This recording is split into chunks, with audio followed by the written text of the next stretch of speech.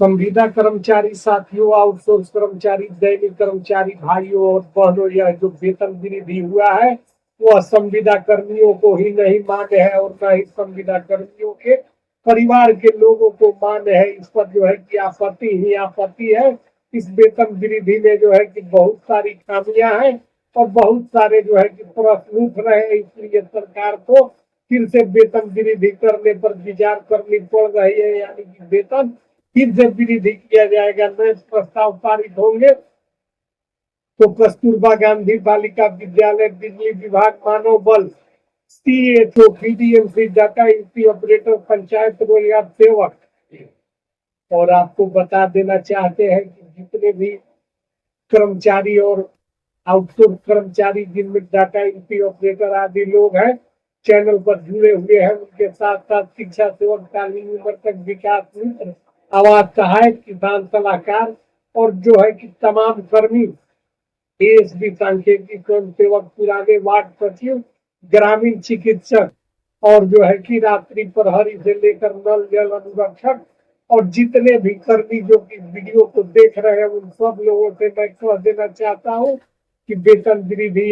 जो है सफल नहीं हुआ है और एक बार फिर सरकार वेतन वृद्धि करेगी और इसका कारण बनेगा उच्च न्यायालय पटना, क्योंकि उच्च न्यायालय पटना में परिवाद दायर है जिस पर जो है कि अंतिम फैसला होने जा रहा है। तो संविदा कर्मचारी को लेकर सरकार और कोर्ट के तरफ से आ रही रिपोर्ट से हम आपको अवगत करवाने जा रहे हैं। वीडियो को देखने का काम कीजिएगा। मैं आपके लिए जो है कि आज का विशेष रिपोर्ट लाया हूं जो कि सीधे जो है कि सरकार एवं जो है कि उच्च न्यायालय पर आधारित और उनके फैसलों के आप पर पड़ने वाले प्रभावों को लेकर सरकार ने तैयार करवाया है। जरा सोचिए, वही कर्मचारी जो आपके बच्चों को स्कूलों में पढ़ाते हैं, वही जो अस्पतालों में नर्स बनकर आपको बचाते हैं और वही जो बिजली घर चलाते हैं, वही जो दफ्तर में कागज से लेकर कंप्यूटर तक संभालते हैं, वही कर्मचारी जब महीने के अंत में घर जाते हैं तो उनकी जेब खाली क्यों रहती है?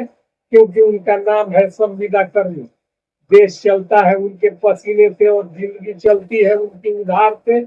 भारत में लगभग 30 से 40 लाख से ज्यादा संविदा कर्मी काम कर रहे हैं, जबकि अकेले बिहार में 4 लाख से अधिक संविदा कर्मचारी है। इसमें कोई शिक्षक है, कोई सफाई कर्मी है, कोई कंप्यूटर ऑपरेटर है, कोई अस्पताल का वार्ड बॉय है, कोई दफ्तर में क्लर्क है और कोई जो है कि कार्यालयों में काम करने वाला जो है कि तमाम तरह के कार्यों को निपटाने वाला क्लर्क है। लेकिन इन सब की पहचान एक है, न स्थायी नौकरी, न सुरक्षा, न पेंशन, न भविष्य। महीने भर की मेहनत के बाद उन्हें मिलता है 8 से 12 हजार रुपए, जबकि वही काम अस्थायी कर्मचारी करता है तो उसका वेतन 30 से 50 हजार तक है, यहाँ तक कि 1 लाख तक का ही जो है कि वेतन उठाते हैं वे लोग। बिहार के एक अस्पताल में संविदा नर्स काम करती है, दिन रात मरीजों की सेवा करती है, लेकिन उनकी तनख्वाह इतनी कम है कि महीने के आखिर में घर का राशन भी मुश्किल से चलता है। एक स्कूल का संविदा शिक्षक वही किताब पढ़ाता है, वही क्लास लेता है, शिक्षा सेवक और तालीम उम्र तक, लेकिन अस्थायी शिक्षक से आधी से भी कम तनख्वाह, यानी कि काम एक, मेहनत एक और अलग अलग वेतन दिए जाते हैं।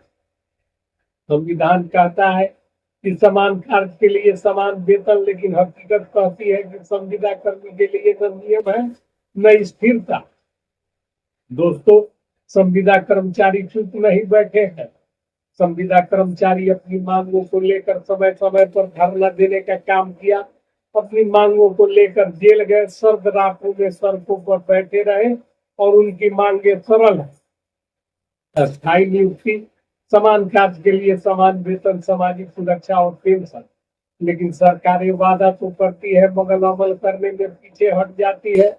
सरकार का तर्क है कि संविदा से खर्च कम होता है, पर असलियत यह है कि संविदा से शोषण ज्यादा होता है। ये नीति न तो कर्मचारियों के लिए ठीक है न ही देश के लिए ठीक है, क्योंकि जब कर्मचारी असुरक्षित होगा तो सेवा की गुणवत्ता भी प्रभावित होगी। एक डरे सहमे असुरक्षित कर्मचारी से आप क्या उम्मीद करेंगे? तो वह अपना 100% देगा। और कैसे देगा, जब उसके डर है कि अगले महीने उसकी नौकरी रहेगी या जाएगी, इसका कोई गारंटी नहीं। संविदा कर्मी की जिंदगी दो हिस्सों में बटी होती है। आधा वक्त वह काम में देता है और आधा वक्त वह नौकरी की चिंता में बिताता है। पेंशन नहीं, मेडिकल सुविधा नहीं, प्रमोशन नहीं, बुढ़ापे में सहारा नहीं, और यही सोचते सोचते उसकी जिंदगी गुजर जाती है। आज जरूरत है संविदा कर्मचारियों को केवल सस्ता श्रम न माना जाए। ये वही लोग हैं जिन्होंने कोविड महामारी में अपनी जान की परवाह किए बिना काम किया। ये वही लोग हैं जो गांव गांव तक सरकारी योजनाओं को पहुंचाए। इनका हक है स्थायी नौकरी, उचित वेतन, सामाजिक सुरक्षा और सम्मान। दोस्तों, संविदा कर्मचारियों की कहानी सिर्फ उनकी ही नहीं, यह पूरे समाज की कहानी है। जब शिक्षक सुरक्षित होगा तो शिक्षा सुरक्षित होगी, जब नर्स सुरक्षित होगी तो स्वास्थ्य सुरक्षित होगा, जब दफ्तर का कर्मचारी सुरक्षित होगा तो शासन सुरक्षित होगा। इसलिए सवाल सिर्फ उनका नहीं, सवाल हम सबका है। आज हमें आवाज उठानी होगी, संविदा खत्म करो, अच्छी नौकरी दो, समान काम का समान वेतन दो, क्योंकि यही सच्चा न्याय है। तो इन सारी मांगों को लेकर सरकार से जो है कि हाई कोर्ट की फनी हुई है, और हाई कोर्ट में जो मामले दर्ज हुए हैं उसके अनुसार सरकार को समान काम का समान वेतन देने पर जो है कि बाध्य होना पड़ेगा।